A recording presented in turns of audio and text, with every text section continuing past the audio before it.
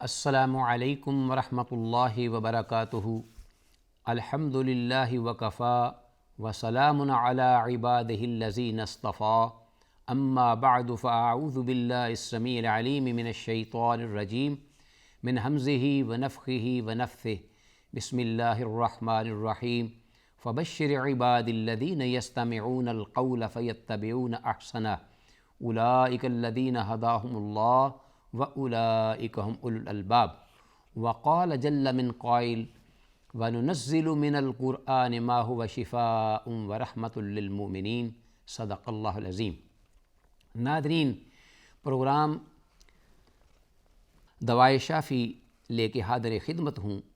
اور بارگاہ عزتی میں دعا گو ہوں کہ اللہ احکم الحاکمین جو کچھ بھی اس پروگرام میں سنا جائے، سمجھا جائے،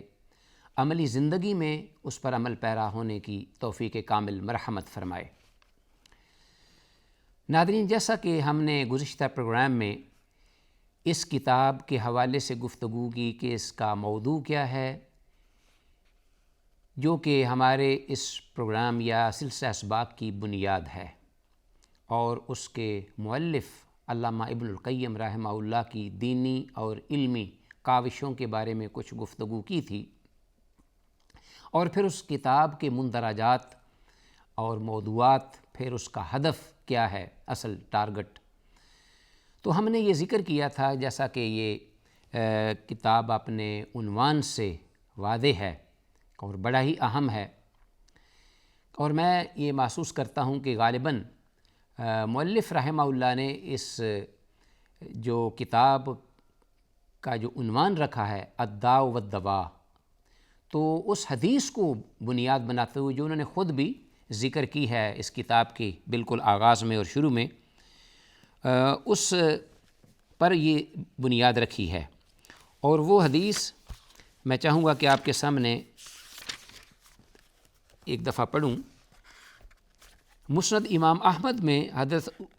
اسامہ بن شریک رضی اللہ تعالی عنہ اللہ کے نبی صلی اللہ علیہ وسلم سے مرفوع بیان کرتے ہیں کہ اللہ کے نبی صلی اللہ علیہ وسلم نے ارشاد فرمایا، ان اللہ لم ينزل داء الا انزل لہ شفاء، کہ یقیناً اللہ نے کوئی ایسا مرض نہیں اتارا کہ اس مرض کے مقابلے میں اس کی شفا بھی ساتھ ہی اتار دی ہے۔ علمہ من علمہ وجہلہ من جہلہ۔ ہاں، یہ الگ بات ہے کہ جس شخص نے اپنی محنت اور کاوش کے ساتھ، دن رات کی تگ و دو کے ساتھ اس مرض بیماری اور بیماری کی حقیقت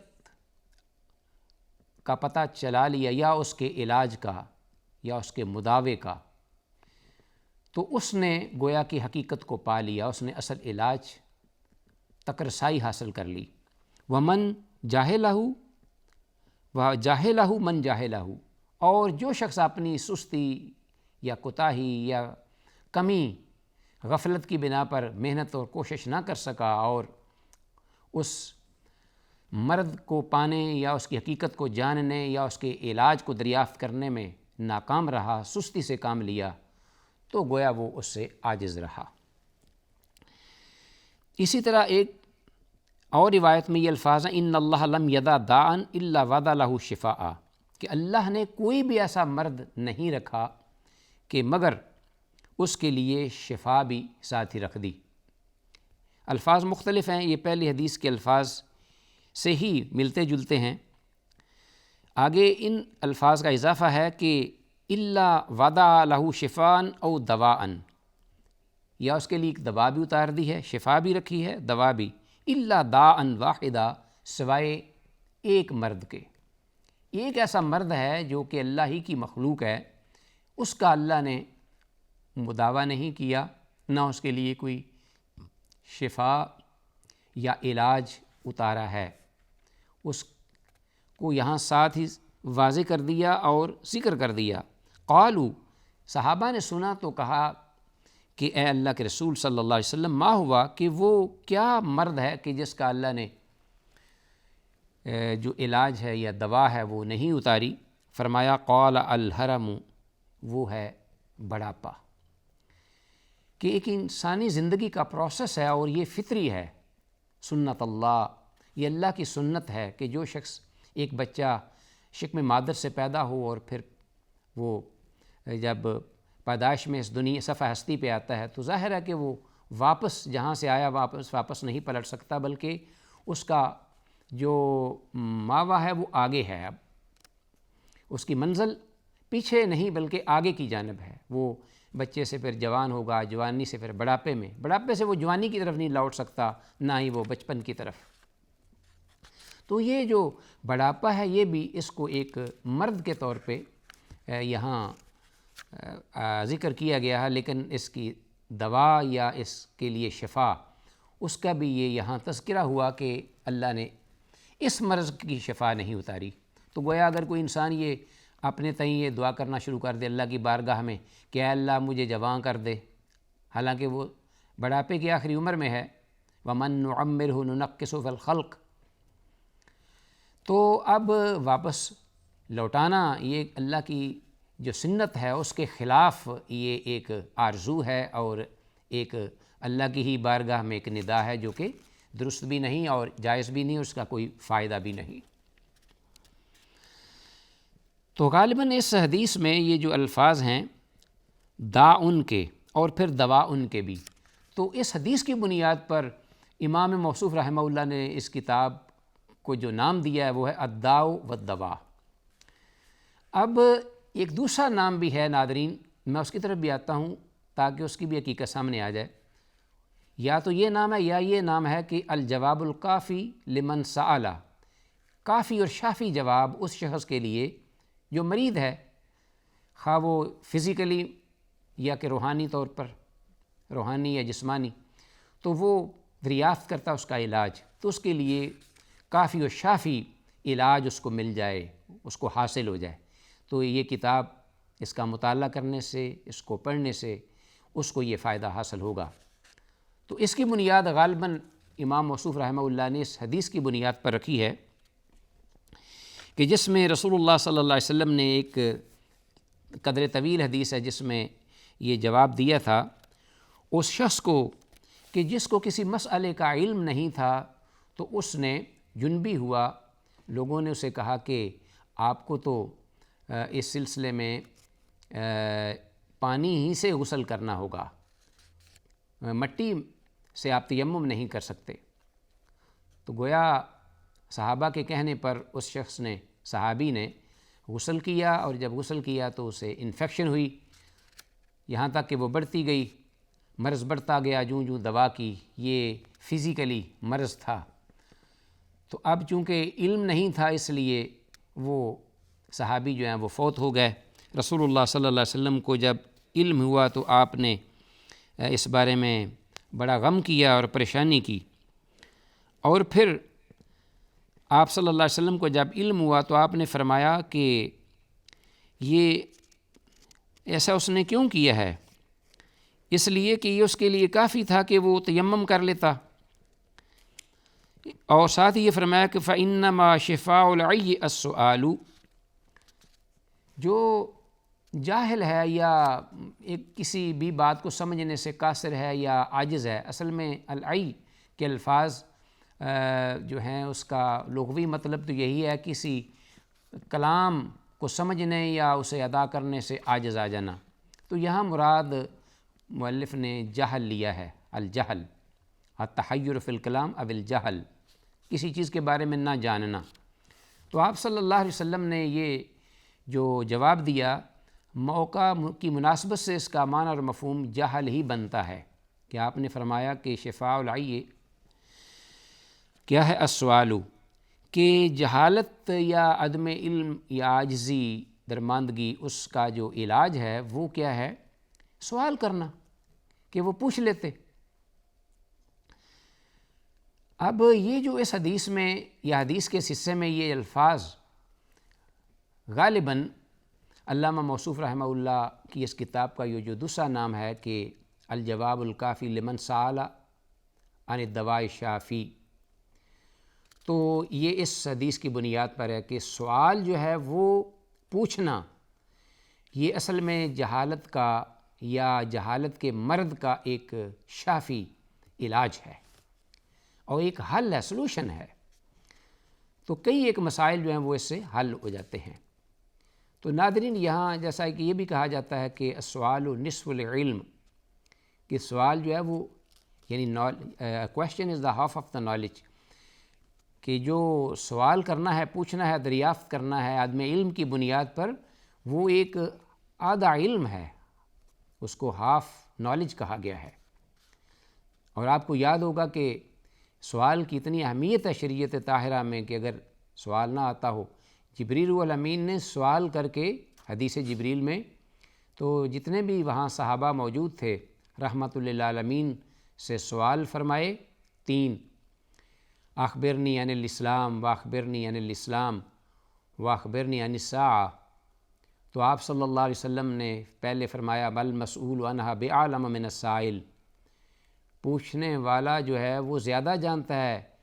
اس شخص کی نسبت جس سے سوال کیا جا رہا ہے۔ تو اصل میں جبریل پوچھ رہے تھے اور رحمۃ للعالمین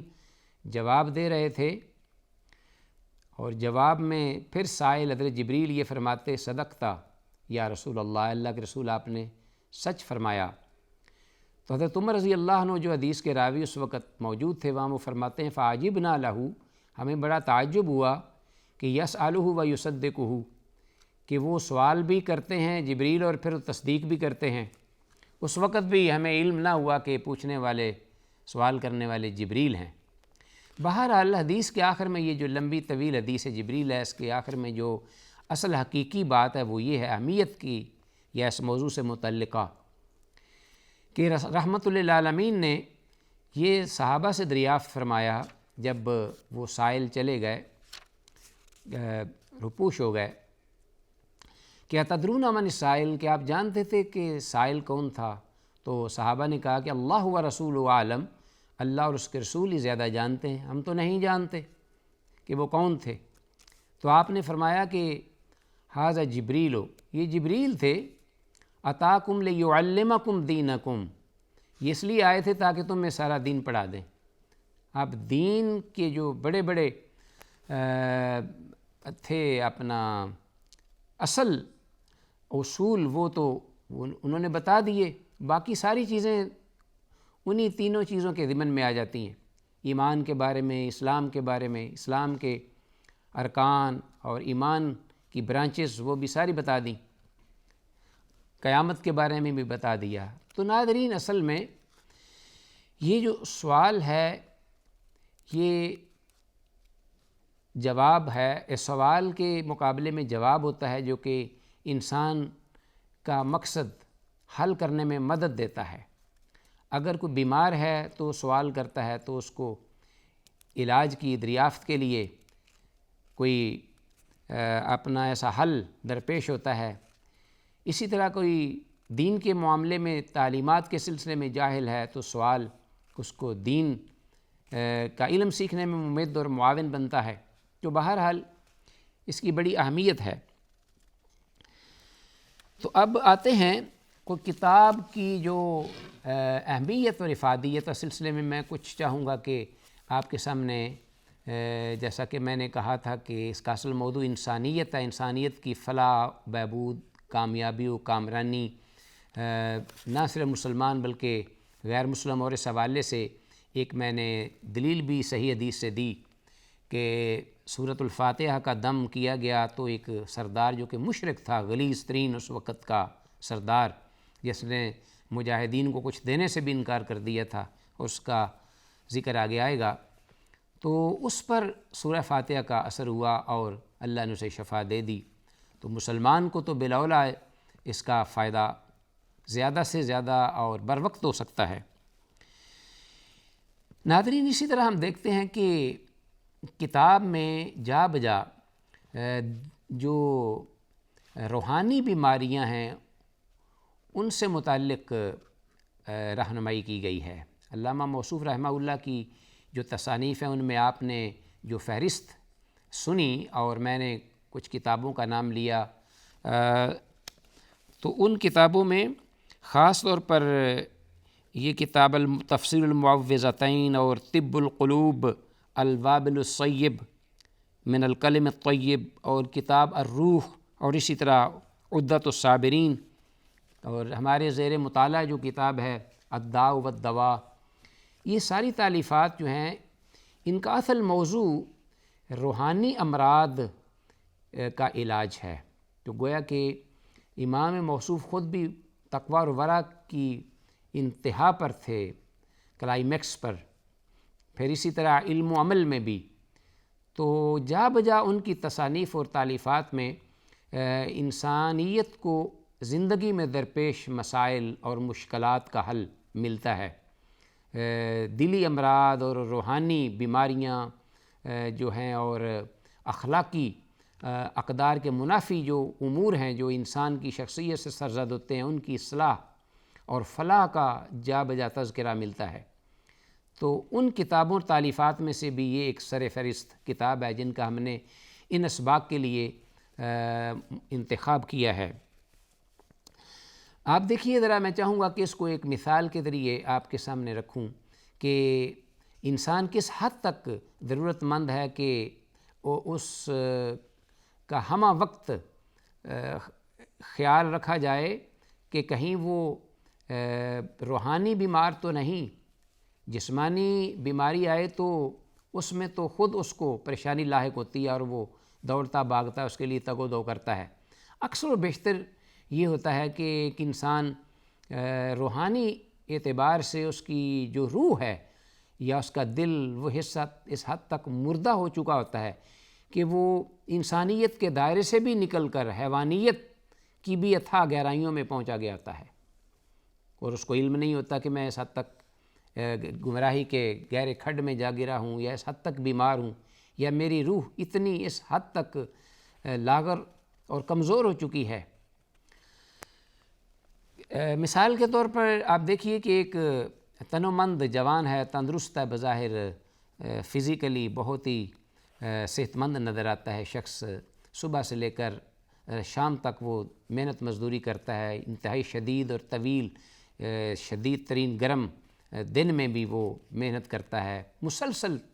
محنت کرتا چلا جاتا ہے، پسینوں میں شرابور ہے، چہرہ سرخ ہوا پڑا ہے، بھوک سے ڈاڑھ ہے، لیکن اس کے باوجود سے کسی چیز کی پرواہ نہیں اور وہ کام کرتا چلا جاتا ہے۔ وہی شخص بسا اوقات جو کہ صبح سے شام غروب آفتاب تک جسمانی محنت میں لگا ہوا ہے، اسے کہا جائے کہ اگر نرم اور انتہائی